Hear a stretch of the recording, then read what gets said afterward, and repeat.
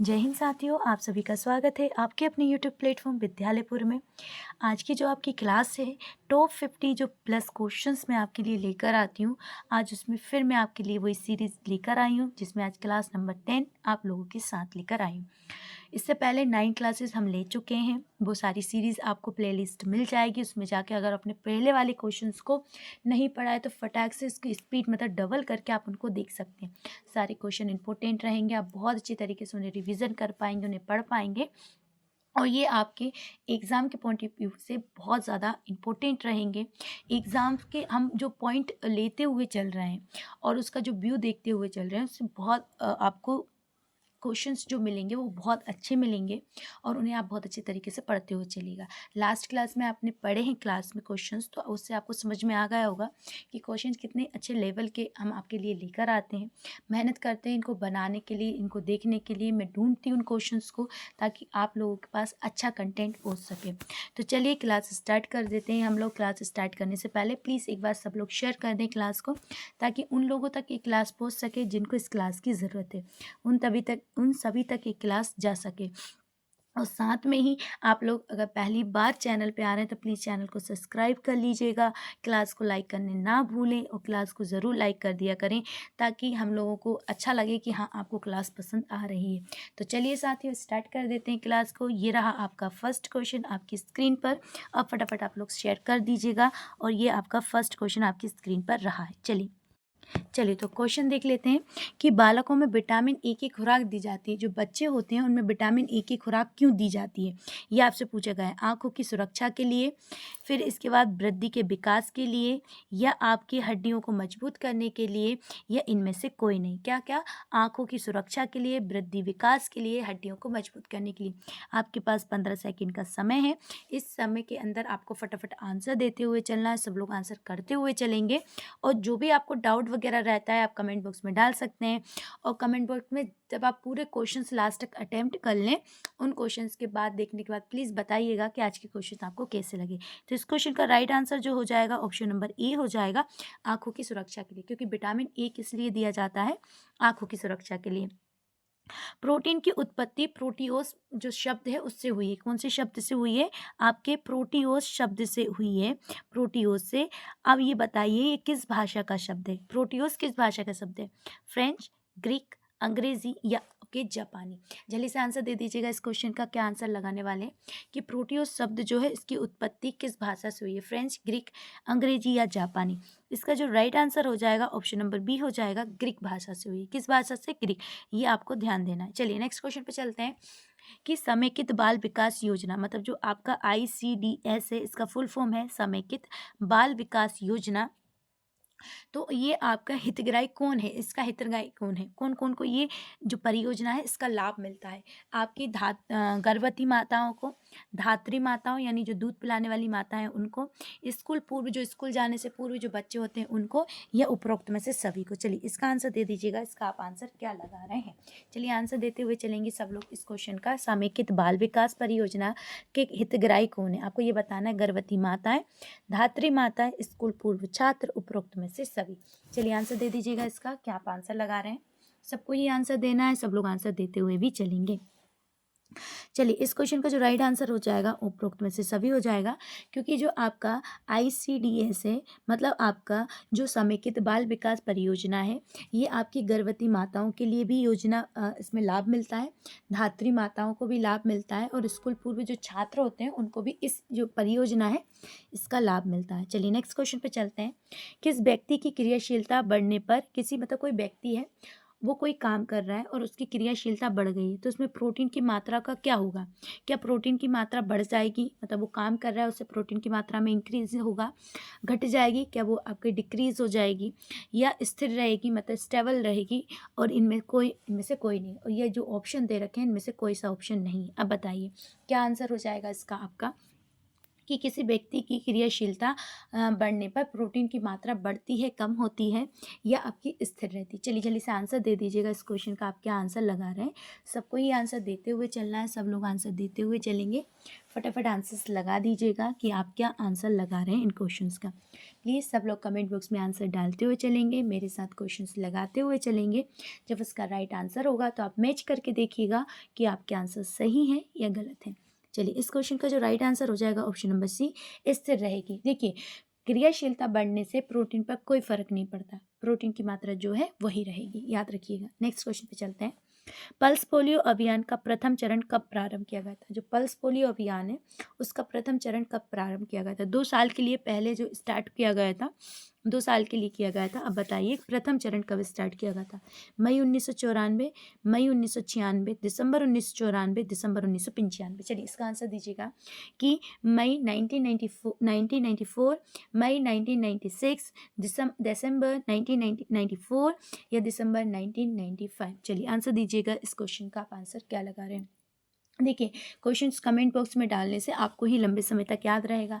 आपको पता रहेगा कि मैंने इस टाइप से कोई क्वेश्चन आया, जैसे आपको पता चल गया कि पल्स पोलियो अभियान कब चालू हुआ, तो प्रथम चरण जो होगा तभी से स्टार्ट हुआ था वो, तो आप उसे बहुत अच्छे तरीके से याद करके लगा सकते हैं। क्वेश्चन डिट्टो यही नहीं आएंगे, मगर इसी टाइप के क्वेश्चंस आपको भी पेपर एग्जाम में देखने को मिलेंगे, क्योंकि बहुत से क्वेश्चन मेरे जो आप मैं पढ़ाती हूँ प्रीवियस क्वेश्चंस होते हैं, मैं प्रीवियस क्वेश्चंस भी सॉल्व करवाती हुई चलती हूँ, ताकि उससे हमें ये अंदाज़ा रहता है कि हाँ किस टाइप के क्वेश्चंस हमारे एग्जाम्स में आते हैं और हमसे पूछे जाते हैं।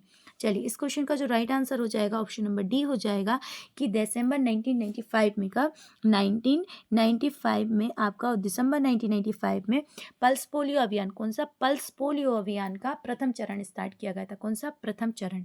चलिए नेक्स्ट क्वेश्चन पे चलते हैं। व्यावहारिक पोषण आहार कार्यक्रम की शुरुआत सर्वप्रथम किस राज्य ने की थी? जो व्यावहारिक आपका पोषण आहार कार्यक्रम है, इसकी स्टार्टिंग कौन ने की थी? सबसे पहले इस कार्यक्रम को किसने शुरू किया था? आपसे ये पूछा गया है सर्वप्रथम किस राज्य ने? उड़ीसा, उत्तर प्रदेश, छत्तीसगढ़ या मध्य प्रदेश? चलिए आंसर दे दीजिएगा इस क्वेश्चन का। क्या आंसर होने वाला है? उड़ीसा, उत्तर प्रदेश, छत्तीसगढ़ या मध्य प्रदेश? चलिए आंसर दीजिएगा। और कौन सा पूछा है उसने? व्यावहारिक पूछा है आपका पोषण आहार कार्यक्रम। अप्लाइड पूछा है उसका। चलिए से बता दीजिएगा कि इसका आप क्या आंसर देने वाले हैं। जल्दी से सब लोग आंसर करते हुए चलेंगे, आंसर देते हुए भी चलेंगे। क्या क्या आपके आंसर्स आ रहे हैं उसके अकॉर्डिंग आंसर देते हुए भी चलेंगे। चलिए जल्दी से आंसर दे दीजिएगा। तो इस क्वेश्चन का जो राइट आंसर हो जाएगा ऑप्शन नंबर ए हो जाएगा, उड़ीसा। किसने चालू करा था? उड़ीसा ने चालू करा था। चलिए नेक्स्ट क्वेश्चन पे चलते हैं। व्यक्ति के आहारीय अंतःकरण का आंकलन करने के लिए इनमें से किस विधि का उपयोग किया जाता है? क्या बोला उसने? व्यक्ति के जो आहारीय अंतःग्रहण होता है इसका आंकलन करने के लिए, अंतःग्रहण के आंकलन करने के लिए किस विधि का उपयोग किया जाता है? 24 घंटे की आहार स्मृति, कच्चे खाद्य पदार्थों का भार मापन या फिर खाद्य बारंबारता प्रश्नावली, उपरोक्त में से सभी। अब इसका आंसर दीजिएगा। कोई व्यक्ति है उसके आहारीय अंतःग्रहण की जो आंकलन होता है कि वो कितना क्या खाता है, कितने टाइप का खाता है, इस सब की जो विधि होती है, इसको हम इनमें से किस विधि द्वारा उसे पहचान सकते हैं? कि 24 घंटे की आहार स्मृति रखेंगे कि उसने 24 घंटे में क्या क्या खाया, ये सब चीज़ याद रखना है। कच्चे खाद्य पदार्थों का भार मापन, जो भी वो कच्चा खाद्य पदार्थ खा रहा है उसका भार मापन करना, या उसका खाद्य बारंबारता प्रश्नावली, मतलब क्या क्या खा रहा है उसके बार बार जो प्रश्नावली होता है उसको देखकर। चलिए अब आंसर दे दीजिएगा कि आप आंसर क्या लगा रहे हैं।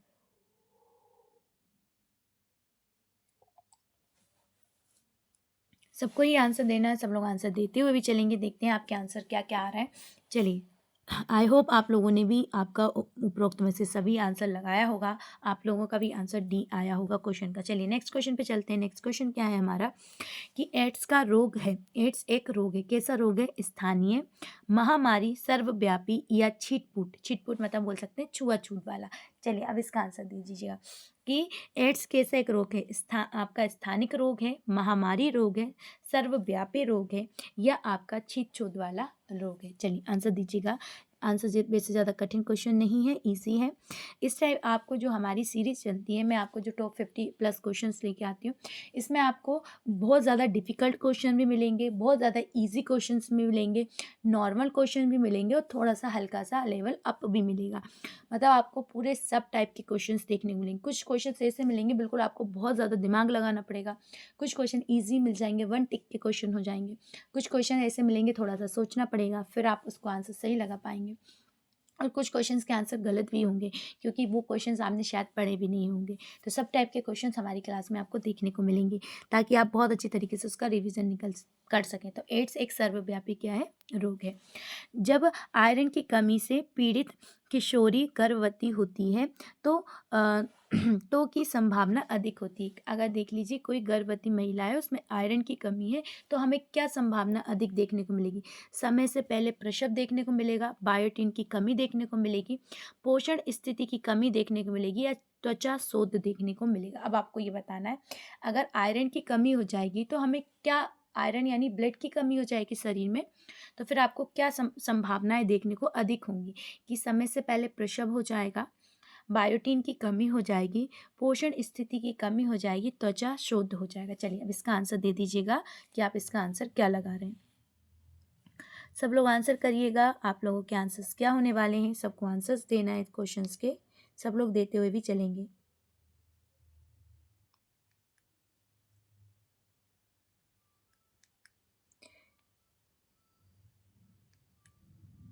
सबको आंसर देना है, सब लोग आंसर दीजिएगा क्वेश्चंस के। चलिए नेक्स्ट, इस क्वेश्चन का राइट आंसर हो जाएगा आपका, वो हो जाएगा ऑप्शन नंबर सी, यानी पोषण स्थिति की कमी। क्या हो जाएगी? पोषण स्थिति में क्या हो जाएगी? कमी हो जाएगी। चलिए नेक्स्ट क्वेश्चन पे चलते हैं। नेक्स्ट क्वेश्चन है आपका, खेसरी दाल में उपस्थित नामक जीव विष आपका कलाई खंज जो आपका नामक रोग उत्पन्न करता है। याद रखिएगा, खेसरी की दो दाल होती है, इससे क्या होता है, आपके जो शरीर का निचला मतलब धड़ के निचले का जो अंग होता है वो सुन्न हो जाता है। ये खेसरी की दाल के, इसमें क्या हो जाता है, एक जीव विष जिसे कलाई खंज नाम का एक नामक रोग उत्पन्न होता है। उसे उसके कारण, किसके कारण होता है? बीटा गामा अमीनो अम्ल के कारण होता है, बीटा ऑक्सैलिक अमीनो एलानिन के कारण होता है, या बीटा हाइड्रोक्सी प्रोलिन के कारण होता है, या बीटा अल्फा अमीनो अम्ल के कारण होता है। याद रखिएगा, ये थैली ऋणता होती है, नामक रोग उत्पन्न हो जाता है, ये किसके कारण होता है? इसलिए खेसरी की दाल में इनमें से क्या होता है जिसके कारण आपको ये बीमारी देखने को मिलती है? बताइए जल्दी से कि बीटा गामा अमीनो अम्ल होता है, या आपका बीटा ऑक्सैलिक अमीनो एलानिन होता है, या बीटा हाइड्रोक्सी प्रोलिन होता है, या बीटा अल्फा अमीनो अम्ल होता है। अब इसका आंसर दीजिएगा, इसका आंसर क्या होगा? जल्दी से आंसर लगा दीजिएगा इस क्वेश्चन का कि आप लोग क्या आंसर लगाते हुए चल रहे हैं इन क्वेश्चंस का। तो इस क्वेश्चन का जो राइट आंसर हो जाएगा ऑप्शन नंबर ए हो जाएगा। इसमें बीटा गामा अमीनो अम्ल होता है, इसके कारण आपको ये रोग देखने को मिलता है। चलिए नेक्स्ट क्वेश्चन पे चलते हैं। एक वृद्ध पोषण तत्व जिसका मुख्य कार्य ऊतक वृद्धि एवं रखरखाव करना है। अब इनमें से ये बताइए किसका हम खाने से, किस पोषण तत्व को लेने से हमारे ऊतकों की वृद्धि होती है? वसा, कार्बोहाइड्रेट, प्रोटीन। अब आंसर दीजिएगा कि वसा खाने से हमारे ऊतकों की वृद्धि होगी, कार्बोहाइड्रेट ग्रहण करने से ऊतकों की वृद्धि होगी, या प्रोटीन खाने से ऊतकों की वृद्धि होगी। अब इसका आंसर देना है आप लोगों को। देखते हैं क्या क्या आंसर आ रहा है आप सभी के। सबको ही आंसर करना है और सब लोग आंसर लगाते हुए भी चलेंगे कि आप लोग क्या क्या आंसर लगाते हुए चल रहे हैं। जल्दी जल्दी आंसर कर दीजिएगा कि आपका क्या आंसर आ रहा है। सबको आंसर करना है हमें। चलिए नेक्स्ट क्वेश्चन पे चलेंगे, इससे पहले ही इसका आंसर हो जाएगा बसा। क्या हो जाएगा? बसा। चलिए नेक्स्ट क्वेश्चन पे चलते हैं। पीयूष ग्रंथि की कार्य क्षमता अपर्याप्त होना और प्लाज्मा में वृद्धि हार्मोन का स्तर समान से अधिक होना संभावना संबंधित है। अब बता दीजिएगा, अगर पीयूष ग्रंथि जो है उसकी कार्य क्षमता जो है अपर्याप्त होना है ना, मतलब स्थिर नहीं रहना, और प्लाज्मा में वृद्धि हार्मोन, जो प्लाज्मा है उसके वृद्धि हार्मोन स्तर जो है समान से अधिक, मतलब मान लीजिए एक समय में वो 100 आपका हार्मोन्स जो वृद्धि हो रही है उसमें स्तर में वृद्धि हो रही है प्लाज्मा में, उसकी जगह आपकी और ज़्यादा होने लगे, मतलब उसकी जो आपकी लेवल है वो बढ़ जाए, 100 की जगह 200 300 ऐसे होने लगे, तो सामान्य स्तर से अधिक होने लगे, तो ऐसे इसको क्या बोलेंगे? संभावित होता है। PEM होता है, BMR होता है, SDA होता है या TTEE होता है। अब आपको बताइए ये रोग कौन सा होगा? आपको किस रोग से आपको सामना करना पड़ेगा? जल्दी से बताइए इसका आंसर। तो इस क्वेश्चन का जो राइट आंसर हो जाएगा ऑप्शन नंबर ए, यानी PEM आपको देखने को मिलेगा। नेक्स्ट क्वेश्चन पे चलते हैं। कर्णमूल शोधक यानी गल्स हुआ यानी मम्स का संक्रमण होता है कर्णपूर्व यानी आपका पैरोटिक ग्रंथि में होता है, या आपका अचिबुकीय यानी इसे बोलते हैं सब मेडिबुलर ग्रंथि, अधोजिह्वा यानी सब लिंगुअल ग्रंथि, या आपका अधोजंब यानी सब मैक्सिलरी ग्रंथि। चलिए इसका आंसर दीजिएगा। मम्स जो होता है वो आपका किसके संक्रमण के कारण होता है? याद रखिएगा, संक्रमण की स्थिति हमें वहाँ पर आने से सूजन से समझ में आ जाती है, वहाँ पर लाल लाल होना लगता है और थोड़ा थोड़ा वो जगह मोटी होने लगती है, मतलब वहाँ पर सूजन आने लगती है, उससे हमें समझ में आ जाता है। इसका आंसर दे दीजिएगा जल्दी से। इस क्वेश्चन का राइट आंसर आप क्या लगाएंगे? सबको आंसर करते हुए चलना है, सब लोग आंसर लगाते हुए भी चलेंगे। आप सब लोग आंसर करते हुए चलिए, देखते हैं आप लोग क्या आंसर लगा रहे हैं। सबको ही आंसर करना है, सबके ही आंसर आने भी चाहिए।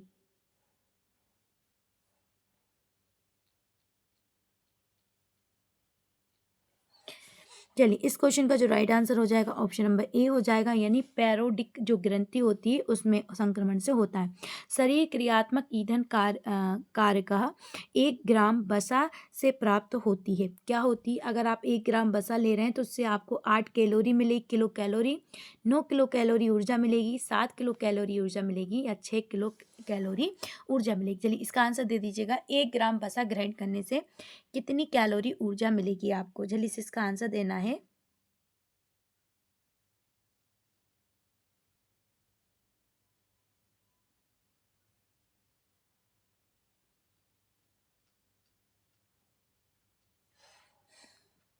जल्दी से आंसर दे दीजिएगा। आप आंसर क्या लगाने वाले हैं इसका?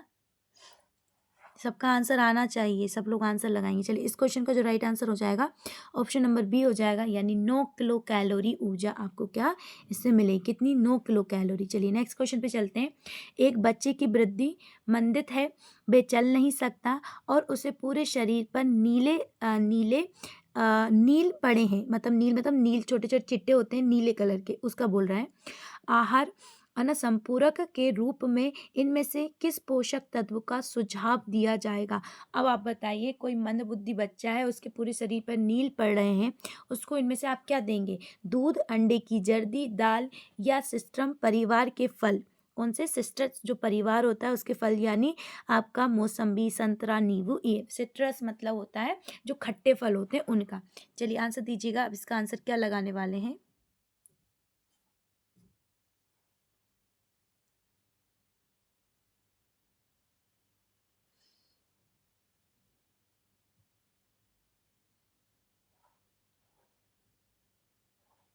जल्दी से आंसर दे दीजिएगा इस क्वेश्चन का कि आपका क्या आंसर होने वाला है।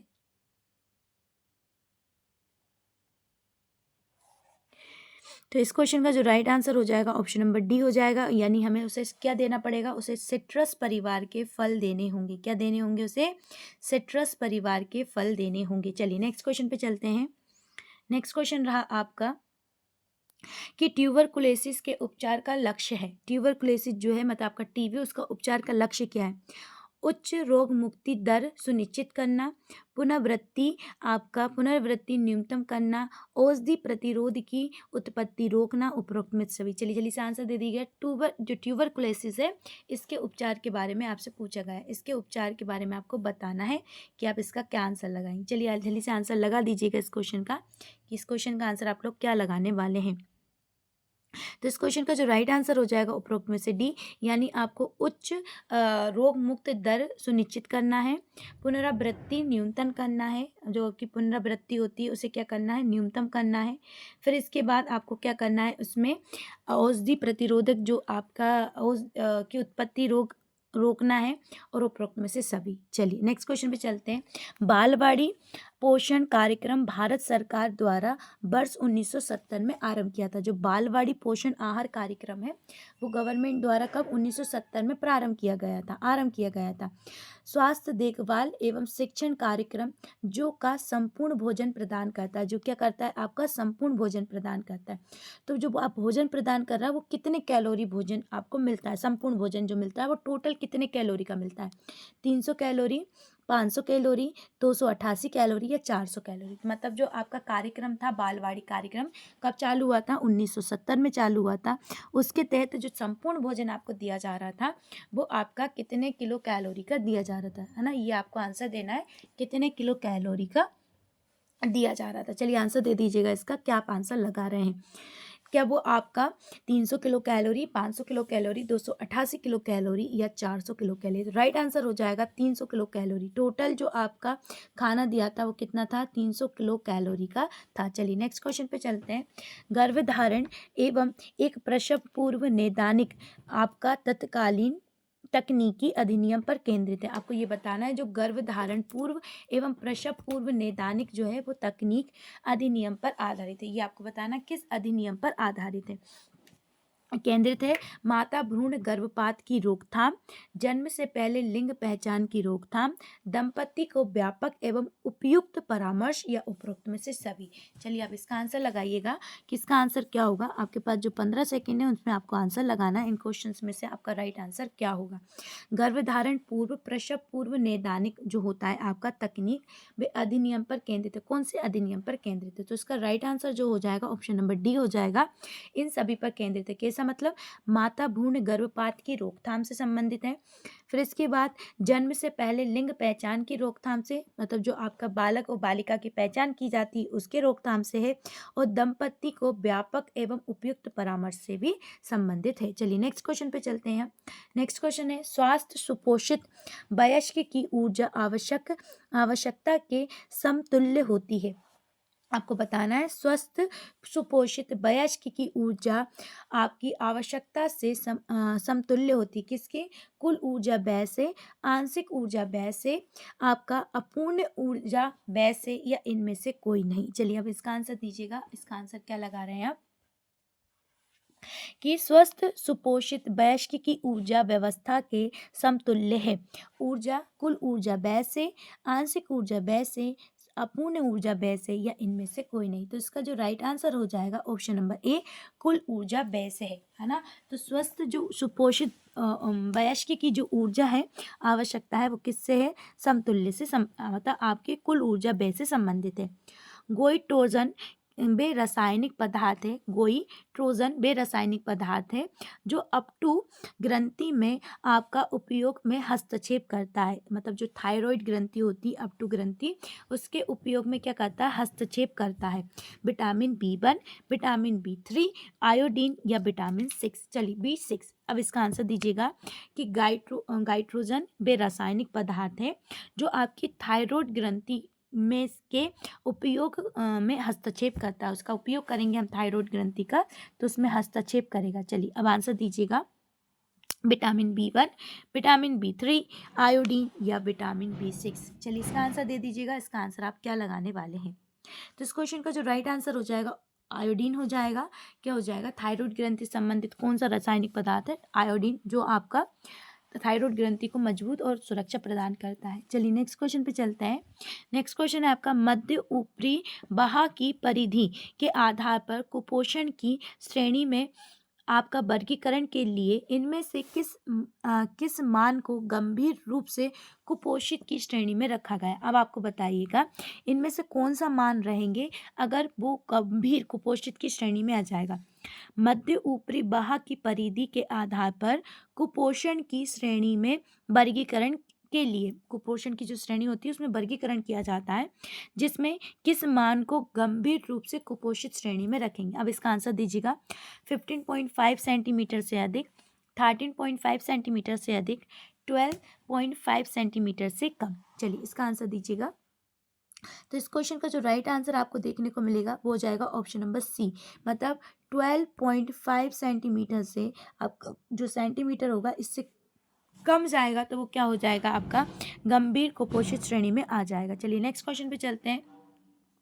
गर्भावस्था में किस समस्या का अनुभव नहीं होता? गर्भ अवस्था में इनमें से किस समस्या का अनुभव नहीं होता है? सबसे पहले उकाई का, एडिमा यानी तरल एकत्र होने से उत्पन्न सूजन का, उल्टी का, या दांतों में सड़न का। अब बताइएगा इससे क्या आपका आंसर हो जाएगा कि गर्भावस्था में इनमें से किस समस्या का अनुभव नहीं होता? क्या आप उकाई का अनुभव नहीं कर सकते, एडिमा का अनुभव नहीं कर सकते, उल्टी का अनुभव नहीं कर सकते, या दांतों में सड़न का अनुभव नहीं कर सकते? चलिए इसका आंसर दीजिएगा कि आप गर्भावस्था के समय इनमें से किसका अनुभव नहीं कर सकते। चलिए आंसर दे दीजिएगा जल्दी से, इसका आंसर आप क्या लगाने वाले हैं? चलिए तो इस क्वेश्चन का जो राइट आंसर हो जाएगा वो हो जाएगा ऑप्शन नंबर डी, यानी दांतों में सड़न का अनुभव नहीं किया जा सकता आपका प्रेगनेंसी के समय। चलिए नेक्स्ट क्वेश्चन पे चलते हैं।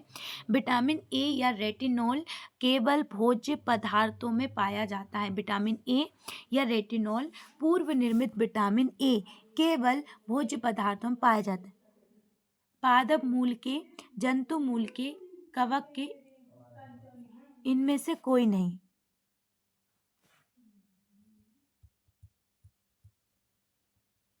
चलिए आंसर दीजिएगा, इसका आंसर क्या आने वाला है?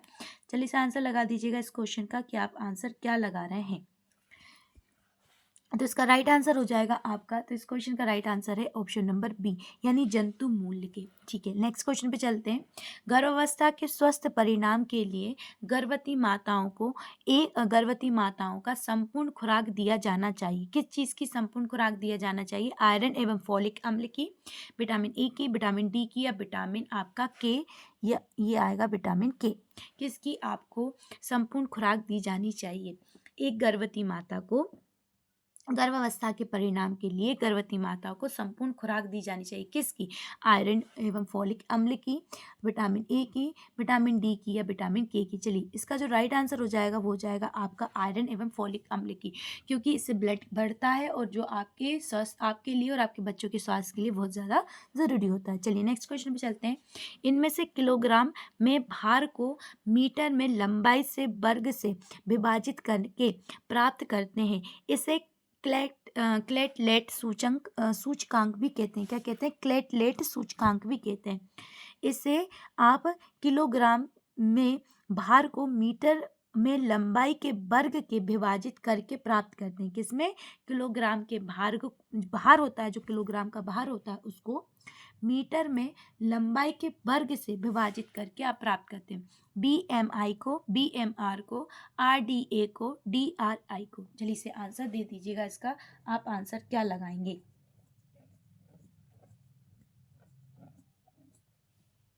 सबको आंसर करना है, सब लोग आंसर देते हुए चलेंगे। तो इस क्वेश्चन का जो राइट आंसर हो जाएगा ऑप्शन नंबर ए, BIM को। क्या? BMI को। चलिए नेक्स्ट क्वेश्चन पे चलते हैं।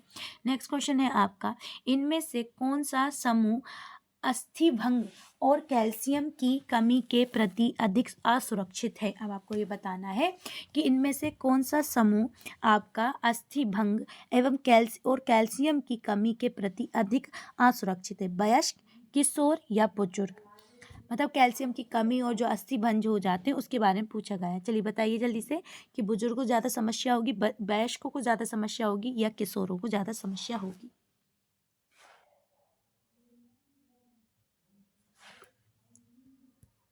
उसका राइट आंसर हो जाएगा बुजुर्ग, यानी बुजुर्गों में क्या होता है, धीरे धीरे कैल्शियम की कमी होने लगती है और उनकी हड्डियां कमज़ोर होने लगती हैं। चलिए नेक्स्ट क्वेश्चन पे चलते हैं।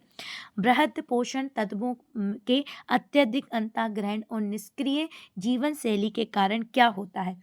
बृहद पोषण तत्वों के अत्यधिक अंतःग्रहण और निष्क्रिय जीवन शैली के कारण क्या होता है? अच्छा स्वास्थ्य, संपन्नता, मोटापा, या स्वस्थ जीवन शैली? चलिए आंसर दे दीजिएगा इसका, आप आंसर क्या लगाने वाले हैं? जल्दी से आंसर लगाइएगा, इस क्वेश्चन का आंसर आप क्या लगाने वाले हैं?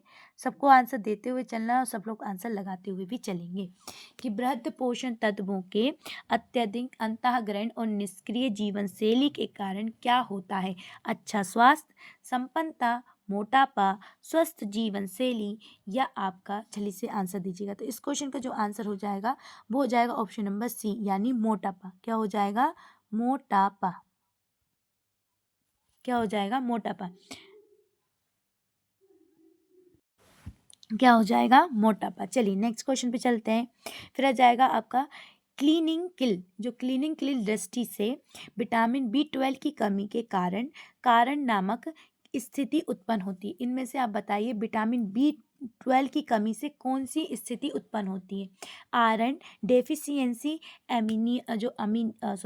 एनीमिया हो जाता है, यानी लोह न्यूनता, रक्त अल्पता हो जाती है, पर्शीनिया एनीमिया हो जाता है, सांस में दुर्गंध होने लगती है, सांस में दुर्गंध आने लगती है, दांतों में सड़न होने लगती है। तो बताना है B12 की कमी से आपको क्या देखने को मिलेगा?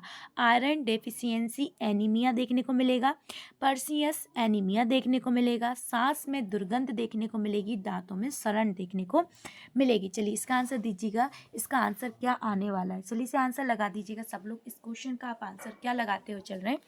सबका आंसर आना चाहिए। देखते हैं कौन कौन क्या क्या आंसर इसमें लगाता हुआ चलेगा।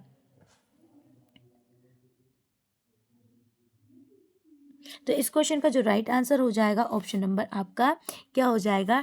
बी हो जाएगा, यानी पर्सिनियन एनीमिया जो होता है, पर्सियस एनीमिया आपको B12 की कमी से देखने को मिलता है। चलिए नेक्स्ट क्वेश्चन पे चलते हैं।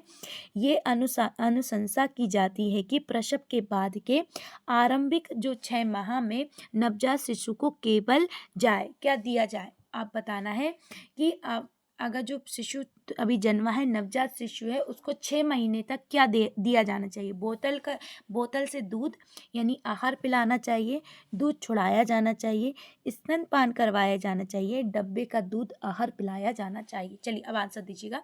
वैसे बहुत ज़्यादा ईजी क्वेश्चन है, इतना डिफिकल्ट क्वेश्चन है नहीं। क्वेश्चन थोड़ा सा घुमा कर दिया है पर आंसर उसका ईजी है। चलिए आंसर दे दीजिएगा कि अगर आप प्रसव के बाद आरंभिक 6 माह तक नवजात को क्या है, शिशु को क्या पिला रहे हैं आप? केवल क्या देंगे आप? बोतल का दूध देंगे, दूध छुड़वा दिए जाएगा, उसका स्तनपान करवाएंगे, या डब्बे का दूध दिया जाएगा? चलिए अब इसका आंसर दे दीजिएगा कि इसका आंसर क्या होगा।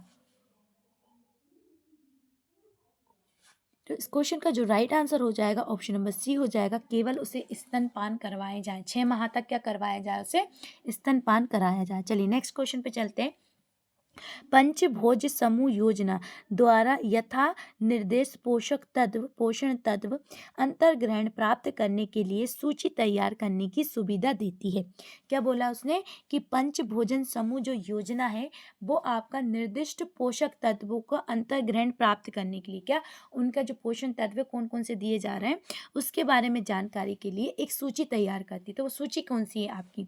RDA कौन सूची तैयार करता है? ये पूछा है। RDA, UN या यूनेस्को या उपरोक्त में से सभी ये पंचभोजन समूह योजना की सूची तैयार करते हैं। चलिए इसका आंसर दीजिएगा। आप इसका आंसर क्या लगाने वाले हैं? सबको आंसर देना है, सब लोग आंसर देते हुए भी चलेंगे इसका कि आप आंसर क्या लगाने वाले हैं। देखते हैं आपके आंसर क्या आ रहे हैं सब लोगों के।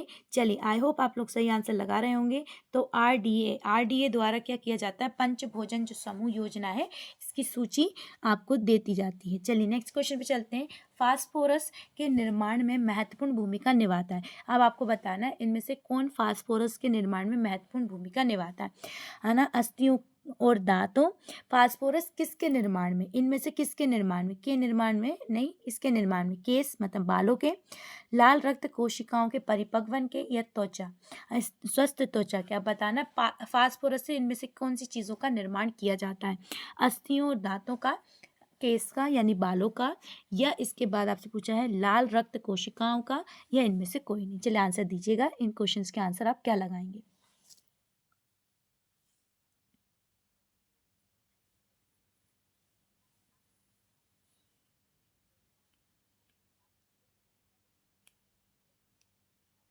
चलिए तो इस क्वेश्चन का जो राइट आंसर हो जाएगा ऑप्शन नंबर ए हो जाएगा। तो याद रखिए फास्फोरस से क्या हो जाएगा? अस्थियों के और दांतों का निर्माण होता है। आपको पता है फास्फोरस से ज़्यादा से भी दांत खराब हो जाते हैं, कमी से भी खराब हो जाते हैं, और इसे हम पानी की मात्रा से लेते हैं। चलिए नेक्स्ट क्वेश्चन पे चलेंगे। न्यूमोनिया की जटिलताएं का कारण बन सकती हैं। न्यूमोनिया की जटिलताओं का कारण बन सकती है किसके? हृदय गति में वृद्धि के, सांस लेने में कठिनाई के, उपरोक्त में से दोनों में, या इनमें से कोई नहीं? तो न्यूमोनिया जो होगा, अगर किसी को न्यूमोनिया हो गया है तो उसकी हृदय गति में वृद्धि में क्या होगा? बढ़ जाएगी, वृद्धि हो जाएगी, या उसको सांस लेने में कठिनाई होने लगेगी? बताइए क्या आपको देखने को मिलेगा? न्यूमोनिया। चलिए आंसर दीजिएगा इस क्वेश्चन का। आप आंसर क्या लगा रहे हैं, जल्दी से आंसर लगाइए क्वेश्चंस के। आप आंसर क्या लगा रहे हैं, जल्दी से आंसर लगाते हुए चलिएगा। तो इस क्वेश्चन का जो राइट आंसर हो जाएगा ऑप्शन नंबर आपका क्या हो जाएगा, सी हो जाएगा, दोनों। तो निमोनिया के कारण आपको हृदय गति में वृद्धि और कठिनाई दोनों देखने को मिलती है। चलिए, कोणीय मुखपात आपका जो होता है जिब्याशोथ यानी आपका ग्लोसाइटिस होता है और ओस्टियोचोलोसिस जो होता है के लक्षण दिखते हैं। किसके कारण इसके लक्षण दिखते हैं आपको? कोणीय मुखपात जो हो जाता है इसका, जिब्याशोथ का, और जो आपका ओष्ठ विदरिता होती है जिसे चैलोसिस बोलते हैं के कारण होता है। कैल्शियम की कमी, राइबोफ्लेविन की कमी के कारण, विटामिन सी की कमी के कारण, या विटामिन डी की कमी के कारण। चलिए इसका आंसर दे दीजिएगा।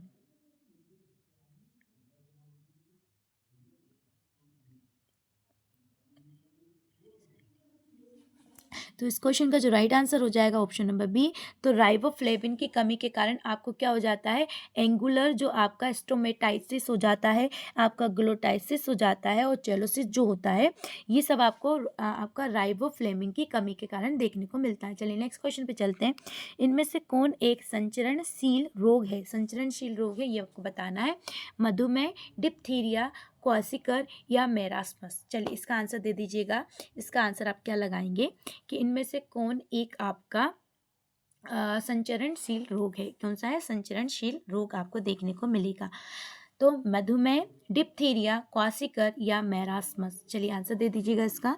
क्या आप आंसर लगाने वाले हैं? तो इस क्वेश्चन का राइट आंसर हो जाएगा डिप्थीरिया। ये कैसा है, संचरणशील रोग है। कैसा है, संचरणशील रोग है। विटामिन के की कमी का मुख्य संकेत है। विटामिन के की कमी का मुख्य संकेत क्या है? रक्तस्राव, वजन बढ़ना, पोलियो, या क्षय रोग यानी ट्यूबरकुलोसिस। क्षय रोग यानी ट्यूबरकुलोसिस। बताइए इसका आंसर क्या लगाने वाले हैं आप?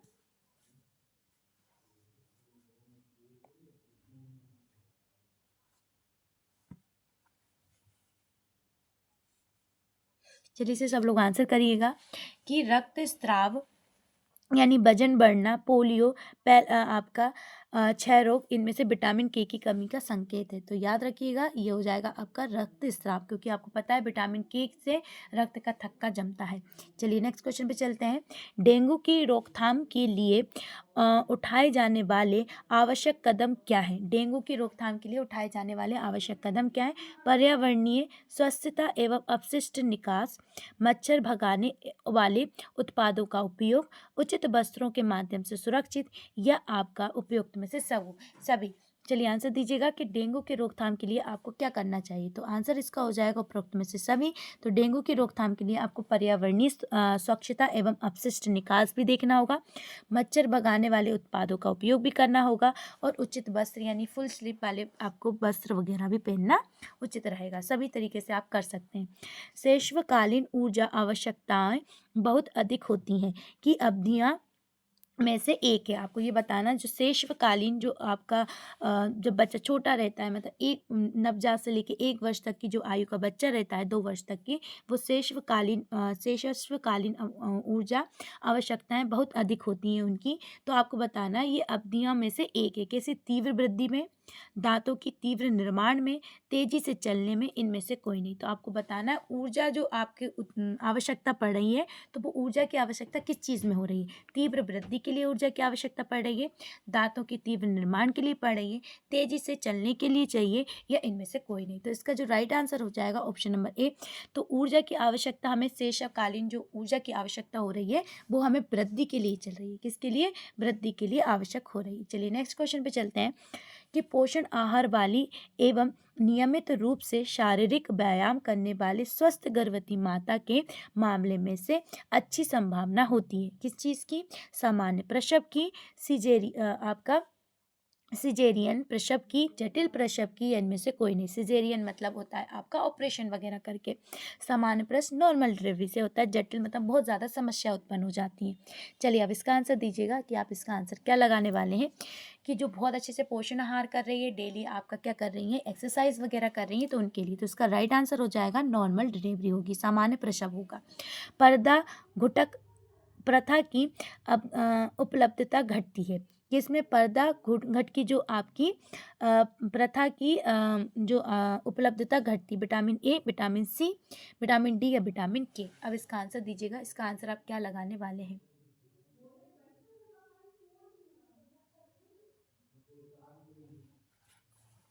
तो इसका राइट आंसर हो जाएगा आपका विटामिन सी। क्या हो जाएगा, ऑप्शन नंबर विटामिन डी, है ना। तो पर्दा घूंघट प्रथा की उपलब्धता घटती है, क्योंकि विटामिन डी के लिए हमें क्या करना पड़ता है, धूप की जरूरत होती है। तो धूप लगने के लिए पर्दा प्रथा की अपन को क्या करना पड़ता है, घूंघट पर्दा हटाना पड़ता है। जन वितरण प्रणाली में वितरित होने वाली मुख्य वस्तुओं में शामिल है। आपको बताना है वितरित होने वाली जो मुख्य वस्तुओं में क्या शामिल है। क्या बोला उसने, जन वितरण प्रणाली में जो वितरित होने वाली मुख्य वस्तु होती है उसमें क्या शामिल है। तो आपका वस्त्र, औषधि, गेहूं, चावल, शक्कर, मिट्टी का तेल, सब्जी या फल, प्रतिरक्षीकरण। अब बताइए, प्रतिरक्षीकरण। अब बताइए क्या इसका आंसर होगा। जन वितरण प्रणाली के अंतर्गत क्या वितरित किया जाता है। वस्त्र, औषधि, गेहूं, चावल, शक्कर, मिट्टी का तेल यानी केरोसिन, सब्जी, फल या आपका प्रतिरक्षण। चलिए आंसर दीजिएगा। तो इस क्वेश्चन का जो राइट आंसर हो जाएगा वो हो जाएगा ऑप्शन नंबर बी। तो याद रखिएगा, जन वितरण प्रणाली के अंतर्गत गेहूं, चावल, शक्कर और आपका केरोसिन दिया जाता है, जिसे मिट्टी का तेल बोलते हैं। चलिए नेक्स्ट क्वेश्चन पे चलते हैं कि आपका स्वस्थ सुपोषित गर्भवती माता सामान्यता को जन्म देती है। अब बताना है आपका स्वस्थ है सुपोषित गर्भवती माता है वो सामान्यता को जन्म देती। कौन सी सामान्यता को, भारी शिशु को, स्वस्थ शिशु को, अल्प विकसित शिशु को, उपरोक्त में से सभी को। चलिए आंसर दे दीजिएगा इस क्वेश्चन का कि एक स्वस्थ गर्भवती माता है वो किस टाइप के शिशु को जन्म देगी, आपसे पूछा गया है। चलिए आंसर लगा दीजिएगा इसका। क्या आप आंसर लगाने वाले हैं। तो इस क्वेश्चन का जो राइट आंसर हो जाएगा ऑप्शन नंबर क्या हो जाएगा आपका, बी हो जाएगा। क्योंकि जो स्वस्थ माता है और वो सुपोषित है, बहुत अच्छा पोषण ग्रहण कर रही है, तो वो एक शिशु को, ऐसे शिशु को जन्म देगी, स्वस्थ शिशु को जन्म देगी। चलिए नेक्स्ट क्वेश्चन पे चलते हैं। MMR वैक्सीन इनमें से किस रोग के सुरक्षा देती है। आपको बताना MMR जो होती है वो किसको, है ना, खसरा को, मम्स को, आपको रुबेला को, इन सब के लिए क्या दिया जाता है, आपकी MMR वैक्सीन दी जाती है। इन सभी रोगों के लिए क्या दी जाती है। तो इसका आंसर हो जाएगा उपरोक्त में से सभी। चलिए नेक्स्ट क्वेश्चन पे चलते हैं। किसे छोड़कर अन्य विकल्प खाद्य सुरक्षा के निर्धारित है। मतलब इनमें से एक सही नहीं है, बाकी तीन सही है। खाद्य उपलब्धता, खाद्य सुगम्यता, खाद्य उपयोग, खाद्य विपणन यानी मार्केटिंग। तो आपको बताना इनमें से एक विकल्प को छोड़कर खाद्य सुरक्षा के लिए निर्धारित है। खाद्य उपलब्धता, खाद्य सुगम्यता, खाद्य उपयोग या विपणन यानी मार्केटिंग। चलिए इसका आंसर दीजिएगा कि आप इसका आंसर क्या लगाने वाले हैं जल्दी से।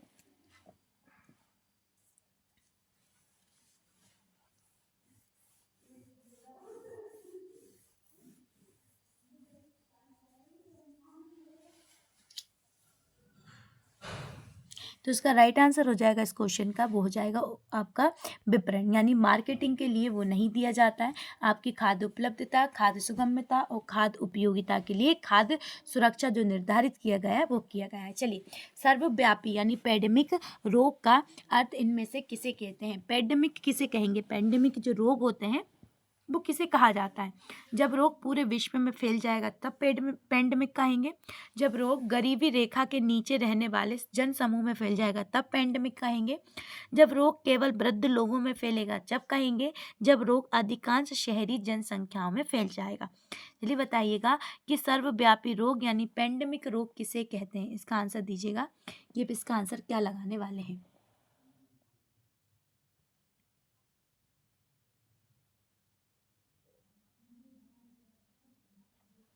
इसका आंसर क्या होगा, जल्दी से आंसर दीजिएगा। तो इस क्वेश्चन का जो राइट आंसर हो जाएगा ऑप्शन नंबर ए। जब पूरे विश्व में कोई भी रोग फैल जाता है उसे पैंडेमिक कहते हैं। चलिए नेक्स्ट क्वेश्चन पे चलते हैं। गर्भावस्थाकालीन आपके मधुमेह के कारण बालिग शिशु का जन्म हो सकता है। जो गर्भ अवस्था में जो आपकालीन जो मधुमेह होता है, गर्भ अवस्था का समय अगर कोई माता है उसको मधुमेह है तो उसका शिशु जन्म लेगा। कैसा शिशु जन्म लेगा, जन्म के समय अधिक भार होगा, जन्म के समय कम भार होगा, जन्म के समय सामान्य भार होगा या उपरोक्त में से सभी भी हो सकते हैं। चलिए आंसर दीजिएगा इसका। अगर कोई मधुमेह से पीड़ित कोई माता है तो उसका शिशु कैसा जन्म लेगा? जन्म के समय वो अधिक भार होगा, कम भार होगा, सामान्य होगा या उपरोक्त में से सभी हो सकते हैं। चलिए आंसर दे दीजिएगा इसका। तो इस क्वेश्चन का जो राइट आंसर हो जाएगा वो हो जाएगा आपका ऑप्शन नंबर ए। जन्म के समय उसका अधिक भार होगा। क्या होगा? जन्म के समय अधिक भार होगा। अल्प पोषित पूर्व विद्यालय बच्चों में होने की संभावना अधिक होती है। अल्प पोषीय जो पूर्व विद्यालय बच्चे होते हैं उनमें होने की क्या संभावना अधिक होती है? प्रोटीन ऊर्जा कुपोषण, प्रोटीन कुपोषण, ऊर्जा कुपोषण, उपरोक्त में से सभी। अब इसका आंसर दीजिएगा। क्या उसमें प्रोटीन ऊर्जा कुपोषित हो जाएगा, प्रोटीन कुपोषण हो जाएगा, प्रोटीन की कमी हो जाएगा, या ऊर्जा कुपोषण? चलिए इसका आंसर दीजिएगा। तो इस क्वेश्चन का जो राइट आंसर हो जाएगा उपरोक्त में से सभी। तो ये सारे लक्षण आपको देखने को मिल सकते हैं। चलिए नेक्स्ट क्वेश्चन पे चलते हैं। स्कर्वी की कमी के कारण होता है। अब बताइए स्कर्वी किसकी कमी के कारण होता है? विटामिन सी, वसा, कार्बोहाइड्रेट या विटामिन डी? स्कर्वी किसकी कमी के कारण होता है? तो राइट आंसर हो जाएगा विटामिन सी की कमी के कारण। चलिए नेक्स्ट क्वेश्चन पे चलते हैं। हीमोफाइलस इन्फ्लुएंजा नामक जीवाणु में रहता है। अब बताइए आपको नाक व गले में, आंत में, हृदय में, अमाशय में? तो जो आपका हीमोफाइलस इन्फ्लुएंजा नामक जीवाणु होता है वो कहाँ रहता है?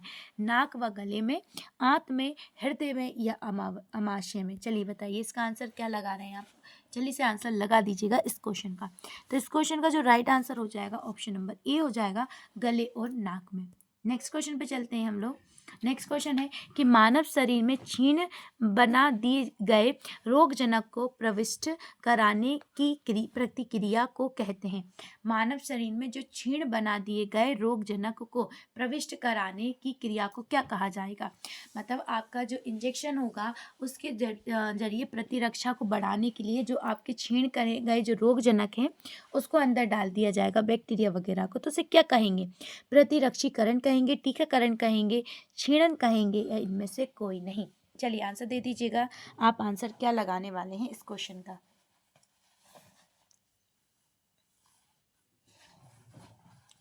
सबका आंसर आना चाहिए। सब लोग कैसे देखते हैं, क्या आंसर लगाते हैं? तो इसका राइट आंसर हो जाएगा टीकाकरण कहा जाता है। क्या कहा जाता है? टीकाकरण। ये परिभाषा है टीकाकरण की। 1 किलो कैलोरी के बराबर होता है। अब बताइए 1 किलो कैलोरी कितने किलो जूल के बराबर होता है? 4.184 टू 4.284 4.148 जूल, किलो जूल के बराबर होता है। अब बताइए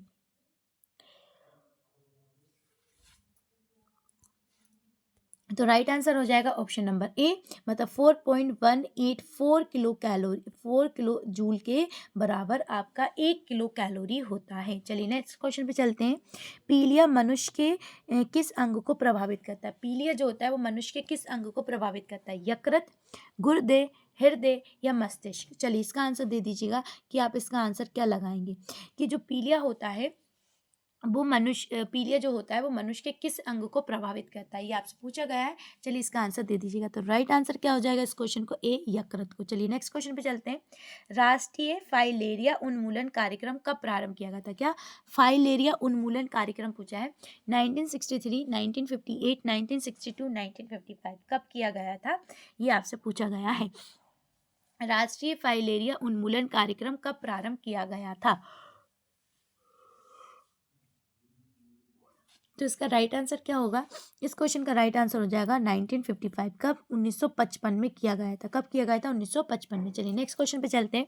परिवार कल्याण कार्यक्रम का मुख्य उद्देश्य क्या है? परिवार कल्याण कार्यक्रम होता है उसका मुख्य उद्देश्य क्या होता है? ग्रामीण स्वास्थ्य सेवा, जनसंख्या नियंत्रण या आय में वृद्धि? अब बताइए परिवार कल्याण का मुख्य उद्देश्य क्या है? कि ग्रामीण स्वास्थ्य सेवा, जनसंख्या नियंत्रण, आय में वृद्धि, इनमें से कोई नहीं? तो इसका राइट आंसर क्या हो जाएगा? ऑप्शन नंबर बी, जनसंख्या नियंत्रण है ना? तो आपसे पूछा गया है परिवार कल्याण कार्यक्रम का मुख्य उद्देश्य क्या है? तो जनसंख्या नियंत्रण है। चलिए नेक्स्ट क्वेश्चन चलते हैं। साधारण एकीकृत बाल विकास सेवा परियोजना केंद्र सरकार की है।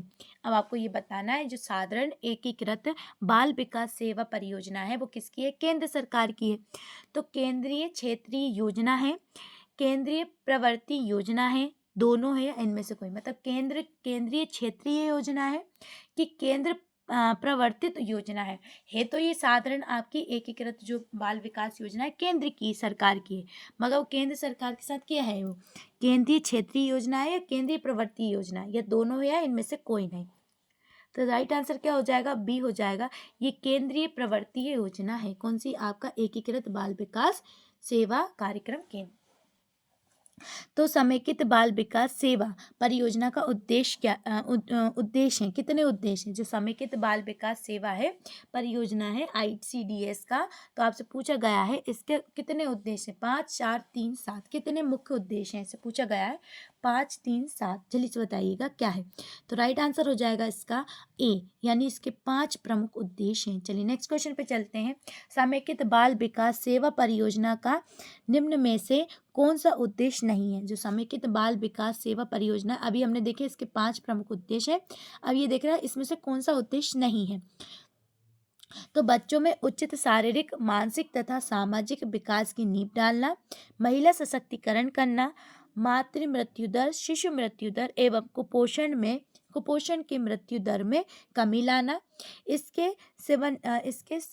आपका क्रियान्वयन जो होता है इसका, ये क्रियान्वयन नहीं, यह है क्रियान्वयन। इसके क्रियान्वयन के लिए संबंधित विभागों में प्रभावकारी करना, आपको फैलाना है। तो आपको बताना है इसका राइट आंसर क्या होगा कि बच्चों में उच्च शारीरिक, मानसिक, सामाजिक नींव डालना, महिला सशक्तिकरण करना, या आपका मातृ मृत्यु दर, शिशु मृत्यु दर, कुपोषण से मृत्यु दर को कमी लाना, और इनके क्रियान्वयन के लिए संबंधित विभागों में प्रभावकारी बनाना। अब आपका इसका आंसर दीजिएगा। तो राइट आंसर हो जाएगा इस क्वेश्चन का ऑप्शन नंबर बी। इसका मतलब महिला सशक्तिकरण से संबंधित नहीं है समेकित बाल विकास योजना। इसका क्रियान्वयन संबंधित जो विभाग है उनको प्रभावकारी बनाना, ये भी इससे संबंधित है। आपका बच्चों में उचित शारीरिक, मानसिक एवं सामाजिक विकास की नींव डालना, ये भी संबंधित है। मातृ मृत्यु दर, शिशु मृत्यु दर और कुपोषण के कारण जो मृत्यु हो रही है उनकी भी रोकथाम करना। चलिए नेक्स्ट क्वेश्चन पे चलते हैं। समेकित बाल विकास के उद्देश्य को प्राप्त करने के लिए निम्न में से कौन सी सेवा नहीं दी जाती है? अब देखिए, समेकित जो बाल विकास योजना है इसका हमें क्रियान्वयन को करना है, मतलब इसकी नींव जो आपका उद्देश्यों को पूरा करना है, उसके लिए क्या करेंगे? पूरक आहार देंगे, स्वास्थ्य जांच करेंगे, टीकाकरण करेंगे, या आपका सस्ता ऋण देंगे। अब इसका आंसर दीजिएगा। समेकित जो बाल विकास है उसके उद्देश्य को प्राप्त करने के लिए क्या करेंगे? पूरक आहार देंगे, जो स्वास्थ्य है उससे संबंधित जांच करेंगे, फिर इसके बाद टीकाकरण करवाएंगे, या सस्ता ऋण देंगे। चलिए इसका आंसर दीजिएगा। तो इस क्वेश्चन का राइट आंसर हो जाएगा नहीं पूछा था, तो इसमें सस्ता ऋण नहीं दिया जाएगा। हाँ, पूरक आहार उनको दिया जाएगा, स्वास्थ्य की जांच की जाएगी, और उनका पूरे जो टीकाकरण होते हैं ये सब करवाए जाएंगे। चलिए नेक्स्ट क्वेश्चन पे चलते हैं। 15 से 45 वर्ष की अन्य महिलाओं को ICDS की कौन सी सेवा प्रदान की जाती है? 15 से 45 वर्ष की महिलाओं को पूरक पोषण आहार, टीकाकरण, आपका स्वास्थ्य की जांच, फिर इसके बाद आ जाएगा पोषण एवं स्वास्थ्य शिक्षा। अब इसका आंसर दीजिएगा कि 15 से 45 वर्ष की जो महिलाएं हैं उनको क्या सेवा प्रदान की जाएगी? तो इसका राइट आंसर हो जाएगा ऑप्शन नंबर डी, यानी पोषण एवं स्वास्थ्य सेवा दी जाएगी। चलिए नेक्स्ट क्वेश्चन पे चलते हैं कि राष्ट्रीय स्तर पर समेकित बाल विकास सेवा मिशन की स्थापना 2012 में की गई थी। राष्ट्रीय स्तर पर जो समेकित बाल विकास सेवा है योजना है, मिशन की शुरुआत 2012 में की गई थी। अब आगे देखना है इसमें कि बालक विकास योजना को सुदृढ़ बनाने के लिए आपके समेकित बाल विकास योजना को सुदृढ़ बनाने के लिए, समेकित बाल विकास योजना को कमजोर करने के लिए, ICOS को आपका टुकड़ों में बांटने के लिए, या ICDS को एकीकृत करने के लिए। अब आपका एक मिशन है, इसका मेन लक्ष्य क्या था वो पूछा गया है। तो इसका राइट आंसर हो जाएगा ऑप्शन नंबर ए। तो समेकित बाल विकास योजना को सुदृढ़ करने के लिए राष्ट्रीय स्तर पर समेकित बाल विकास मिशन की स्थापना 2012 में की गई थी। नेक्स्ट क्वेश्चन है, आंगनबाड़ी केंद्रों के सफल संचालन, उसके नियंत्रण एवं प्रभावी क्रियान्वयन तथा दाखिल मुख्य रूप से होता है। अब आपको बताना है, ये क्रियान्वयन है और ये दाखिल है, मुख्य रूप से होता है बाल विकास परियोजना अधिकारी के ऊपर, सहायक संचालन के ऊपर, दोनों पर, या इनमें से कोई नहीं। अब इसका आंसर हो जाएगा, तो इसका आंसर हो जाएगा ऑप्शन नंबर ए, तो बाल विकास परियोजना अधिकारी के ऊपर होता है। चलिए नेक्स्ट क्वेश्चन पे चलते हैं। आंगनबाड़ी केंद्र का संचालन अवधि वर्तमान में क्या है? आंगनबाड़ी जो चलाई जाती है वो कितने घंटों के लिए लगाई जाती हैं? 4 से 6 घंटे, 6 से 7 घंटे, 2 से 3 घंटे, या 7 घंटे? कितने घंटे के लिए आंगनबाड़ी लगाई जाती है?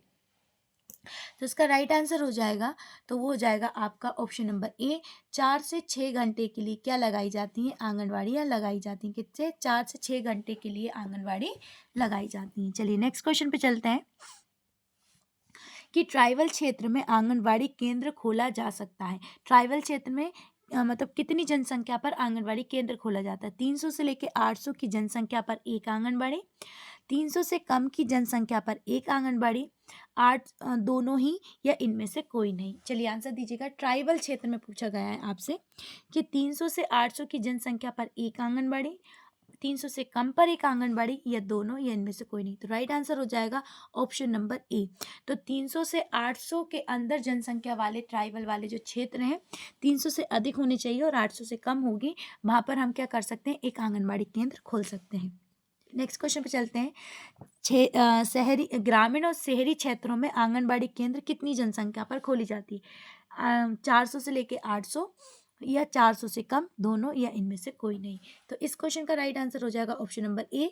शहरी में कितना खोलेंगे? शहरी और ग्रामीण में आंगनबाड़ी केंद्र 400 की जनसंख्या पर खोल ली जाएगी, और जबकि ट्राइबल क्षेत्र में कितने में? 300 में खोली जाएगी। चलिए नेक्स्ट क्वेश्चन पे चलते हैं। आईडीएस की सेवाओं का लाभ लेने की दृष्टि से अस्थायी निवासी होते हैं। किस चीज़ के अस्थायी निवासी होते हैं? जो आंगनबाड़ी क्षेत्र में 6 माह से कम निवास कर रहे हो, जो आंगनबाड़ी क्षेत्र में 6 माह से अधिक से निवास कर रहे हो, ए और बी दोनों। मतलब आईडीएस की सेवाओं का लाभ लेने की दृष्टि से आप किसी क्षेत्र में निवास कर रहे हो किसी अदर क्षेत्र से आके, तो वहाँ पर कौन सी मान्यता आपके पास होनी चाहिए? जो आंगनबाड़ी क्षेत्र में 6 माह से कम में निवास कर रहा हो उसको, या 6 माह से अधिक से निवास कर रहा हो? तो इसका राइट आंसर जो हो जाएगा ऑप्शन नंबर ए हो जाएगा। अगर आप 6 माह से कम में भी निवास कर रहे हैं तो भी आपको आईडीएस का लाभ मिल जाएगा। नेक्स्ट क्वेश्चन पे चलते हैं। जनजातीय क्षेत्र में मिनी आंगनबाड़ी केंद्र स्थापित किए जाने का मापदंड है। अब जनजातीय क्षेत्र होते हैं, वहाँ पे मिनी आंगनबाड़ी अगर हम खोलेंगे तो कैसे क्षेत्र पे खोल सकते हैं? 150 से 300 की जनसंख्या पर एक मिनी आंगनबाड़ी खोल सकते हैं, 150 से लेकर 400 की जनसंख्या पर एक मिनी आंगनबाड़ी खोल सकते हैं, ए और बी दोनों, या इनमें से कोई नहीं? चलिए अब इसका आंसर दे दीजिएगा। इसका आंसर क्या लगाने वाले हैं? जल्दी जल्दी आंसर देते हुए चलिएगा। इस क्वेश्चन का राइट आंसर क्या होगा? कि जनजातीय क्षेत्र में मिनी आंगनबाड़ी केंद्र आपके खोले जा सकते हैं। तो इसका राइट आंसर हो जाएगा आपका ऑप्शन नंबर ए, यानी 300 से 150 से लेके 300 की जनसंख्या पर आप मिनी आंगनबाड़ी खोल सकते हैं। चलिए नेक्स्ट क्वेश्चन पे चलते हैं। आंगनबाड़ी कार्यकर्ता को मिलने वाले वेतन में राज्य शासन की ओर से दी जाने वाली बाल अतिरिक्त मानदेय क्या होती है?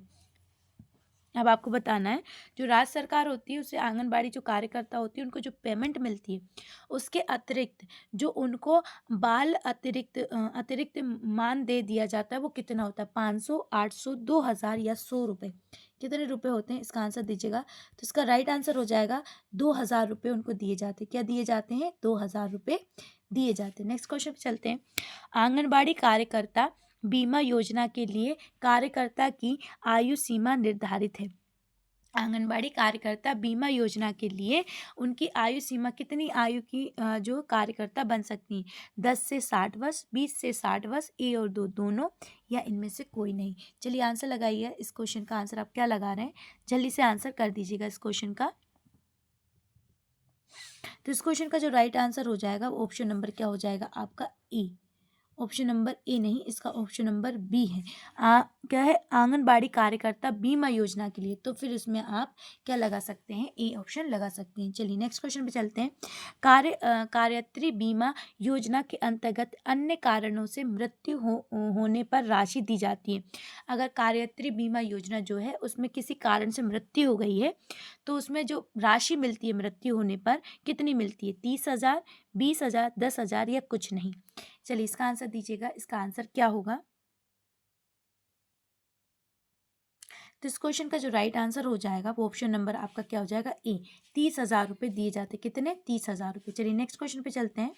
नेक्स्ट क्वेश्चन है, कार्यत्री बीमा योजना में केंद्र सरकार बीमा कंपनी एवं हितग्राही का अंशदान होता है, कितना होता है, 100 + 100 + 50, आपका 150, 250 + 100 + 100, या 100 + 100 + 80, या कोई नहीं। चलिए इसका आंसर दीजिएगा, आप इसका आंसर क्या लगा रहे हैं कि कार्यत्री जो होता है आपका बीमा योजना, उसमें केंद्र सरकार और बीमा कंपनी और तथा हितग्राही का कितना अंश शामिल होता है।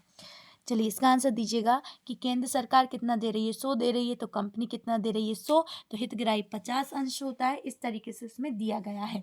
तो इसका राइट आंसर क्या हो जाएगा, ऑप्शन नंबर सी, यानी आपकी सरकार कितने देती है, 100, फिर इसके बाद 100 आपका कौन देता है, बीमा कंपनी, और हितग्राही कितना देता है, 80। इस टाइप से इनका क्या होता है, आपका अंशदान सम्मिलित होता है। चलिए नेक्स्ट चलते हैं। चलिए आज के क्वेश्चन आपके कंप्लीट होते हैं। आज की क्लास कैसी लगी एक बार कमेंट बॉक्स में कमेंट करके ज़रूर बताइएगा। अभी तक चैनल को सब्सक्राइब नहीं किया है तो प्लीज़ चैनल को सब्सक्राइब कर लें, लाइक ज़रूर कर दिया करें और शेयर करना ना भूलें। और इससे पहले आपने पहले की क्लासेस नहीं देखी हैं तो उन्हें भी जल्दी देख लें। स्पीड बढ़ा के आप उन क्लासेस को देख सकते हैं ताकि आपके पूरे क्वेश्चंस कंप्लीट होते हुए चलें। आज क्लास नंबर 10 थी, इसके बाद हम नई क्लास लेकर आएंगे और इससे पहले की अगर 9 क्लासेस नहीं देखी उन्हें भी ज़रूर देख लें। आज के लिए बस इतना ही। जय हिंद साथियों, फिर मिलते हैं।